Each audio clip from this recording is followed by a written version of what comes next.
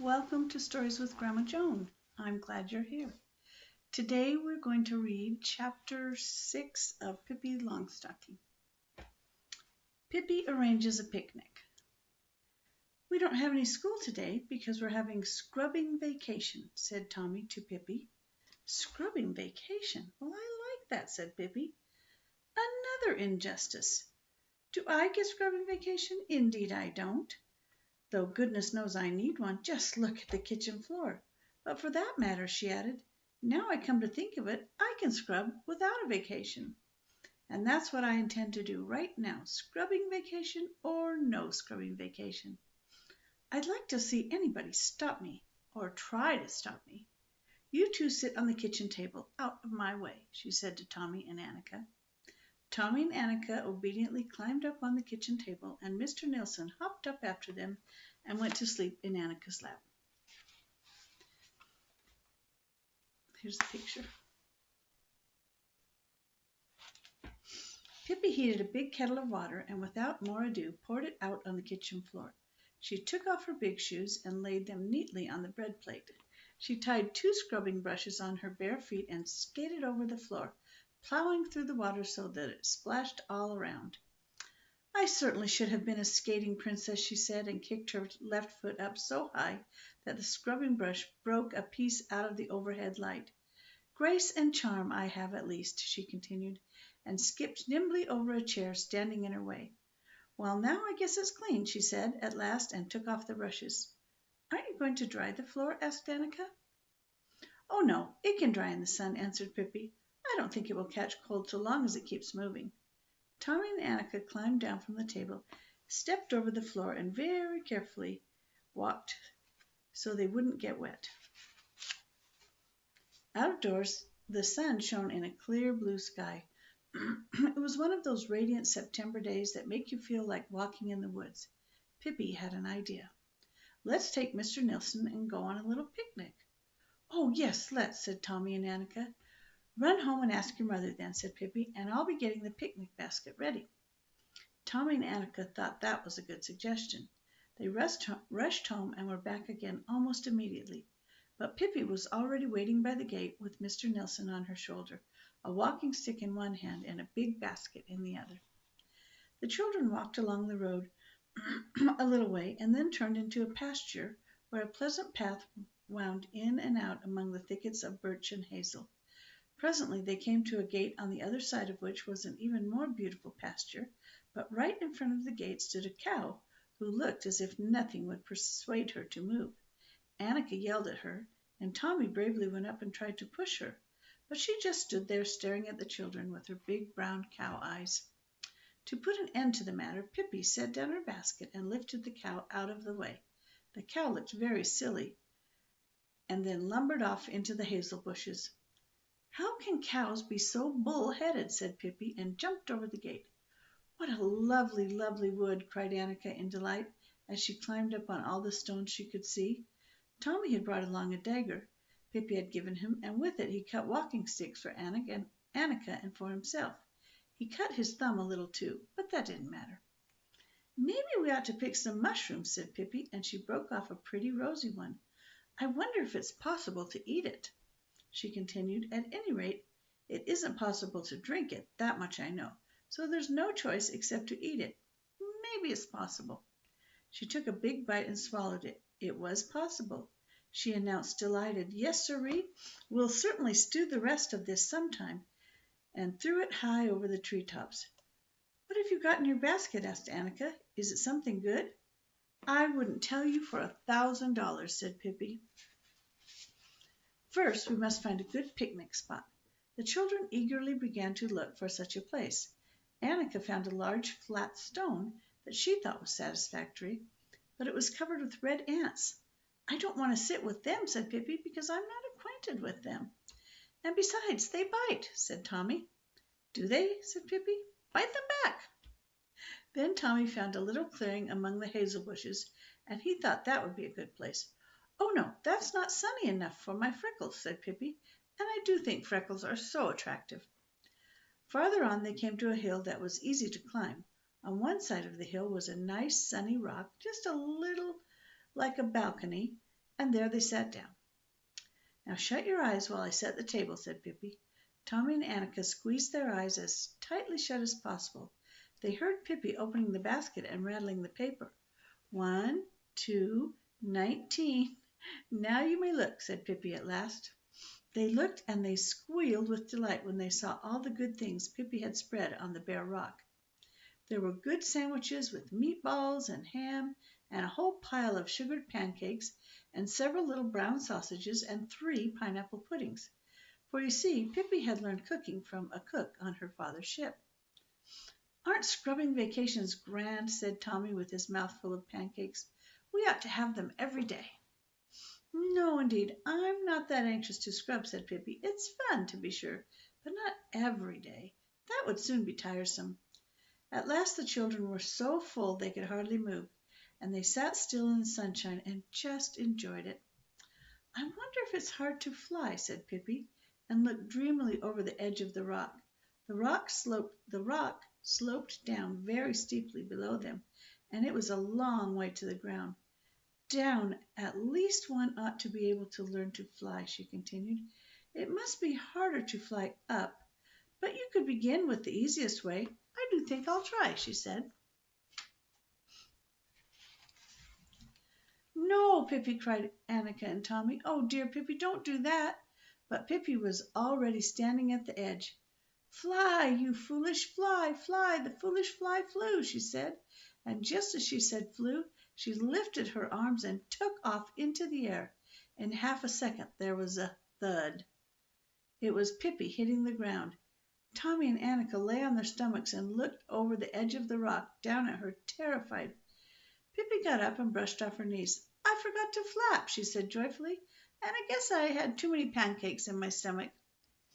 At that moment the children noticed that Mr. Nilsson had disappeared. He had evidently gone off on a little expedition of his own. They remembered that they had just seen him contentedly chewing the picnic basket to pieces, but during Pippi's flying experiment they had forgotten him, and now he was gone. Pippi was so angry that she threw her shoe into a big deep pool of water. "You should never take monkeys with you anywhere," she said. "He should have been left at home to pick fleas off a horse." "But that would have served him right," she continued, wading out into the pool to get her shoe.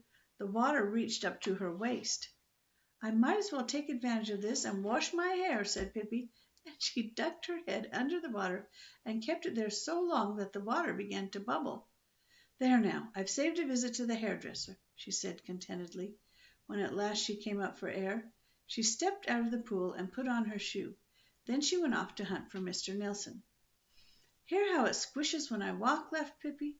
"It says clufs, clufs, clufs in my dress and squish, squish, squish in my shoes. Isn't that jolly? I think you ought to try it too," she said to Annika, who was walking along beside her with her lovely flaxen hair, pink dress, and little white kid shoes. "Some other time," said sensible Annika, and they walked on. "Mr. Nilsson certainly can be exasperating," said Pippi. "He's always doing things like this. Once, in Arabia, he ran away from me and took a position as a maidservant to an elderly widow. That last was a lie, of course," she added with a pause. Tommy suggested they all 3 go in different directions and hunt. At first Annika didn't want to because she was a little afraid, but Tommy said, "You aren't a fraidy cat, are you?" And of course Annika couldn't tolerate such an insult, and so off they all went together. Tommy went through a field. Mr. Nilsson he did not find, but he did find something else, a bull, or to be exact, the bull found Tommy.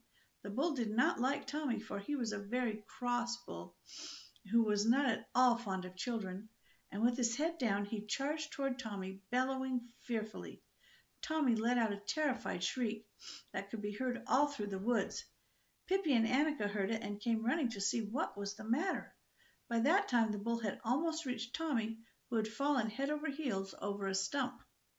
"What a stupid bull!" said Pippi to Annika, who was crying uncontrollably.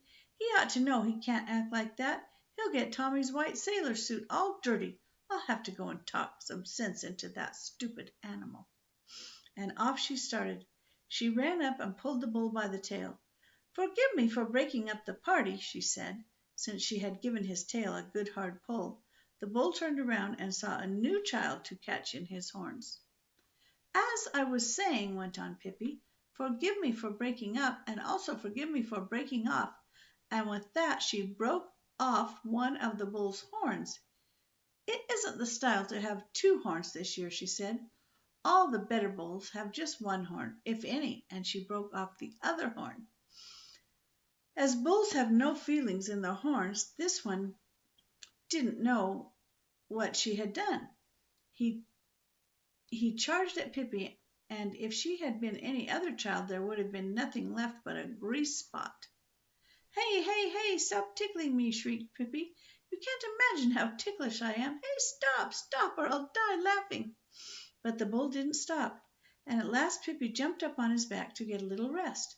To be sure, she didn't get much, because the bull didn't in the least approve of having Pippi on his back. He dodged about madly to get her off, but she clamped her knees and hung on. The bull dashed up and down the field, bellowing so hard that smoke came out of his nostrils. Pippi laughed and shrieked and waved at Tommy and Annika, who stood a little distance away, trembling like aspen leaves.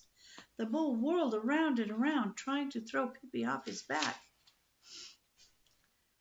"See me dancing with my little friend," cried Pippi, as she kept her seat on the bull. At last the bull was so tired that he lay down on the ground and wished that he'd never seen such a thing as a child. He had never thought children amounted to much, anyway. "Are you going to take a little nap?" asked Pippi politely. "Then I won't disturb you." She got off his back and went over to Tommy and Annika. Tommy had cried a little. He had cut one arm, but Annika had bandaged it with her handkerchief so that it no longer hurt. "Oh, Pippi!" cried Annika excitedly. "Shh, shh!" whispered Pippi. "Don't wake the bull. He's sleeping. If we wake him, he'll be fussy." But the next minute, without paying any attention to the bull and his nap, she was shrieking at the top of her voice, "Mr. Nielsen! Mr. Nielsen, where are you? We've got to go home." And believe it or not, there sat Mr. Nielsen up in a pine tree, sucking his tail and looking very lonely. It wasn't much fun for a little monkey to be left all alone in the woods. He skipped down from the pine and up on Pippi's shoulder, waving his little straw hat as he always did when he was very happy. "Well, well, so you aren't going to be a maid servant this time?" said Pippi, stroking his back. "Oh, that was a lie," she said. She continued, "But still, if it's true, how can it be a lie?" She argued. "You wait and see. It's going to turn out to be that he was a maidservant in Arabia after all, and if that's the case, I know who's going to make the meatballs at our house hereafter." And then they strolled home, Pippi's dress still going clufs, clufs, and her shoes going squish, squish. Tommy and Annika thought they had had a wonderful day in spite of the bull, and they sang a song they had learned at school. It was really a summer song, but they thought it fitted very well, even if it was nearly autumn. And this is how it went. "In the jolly summertime, through field and wood we make our way. Nobody's sad and everyone's happy. We sing as we go, hola, hola, hola." You who are young, come join in our song. Don't sit home moping all the day long. Our song will swell through the wood and the dell, and up the mountain top as well. In the jolly summertime we sing as we go, hola, hola, hola. Pippi sang too, but with different words. This is what she sang. "In the jolly summertime, through field and wood I make my way. I do exactly as I wish, and when I walk it goes squish, squish, squish, squish, squish, squish, squish, squish. And my old shoe, it's really true, sometimes says chip and sometimes says chew. For the shoe is wet and the bull sleeps yet, and I eat all the rice pudding I can get. In the jolly summertime I squish wherever I go. Squish-o, squish-go, squish-o." That is the end of that chapter. But I want to tell you something. In that story, that chapter, it said that Pippi ate some mushrooms that she found outside, and that is something that we must never, never, never do, because sometimes they're poisonous. The only mushrooms that we should eat are the ones that our mother cooks at home. I'm so glad you came today. I will see you next time. I love you. Bye bye.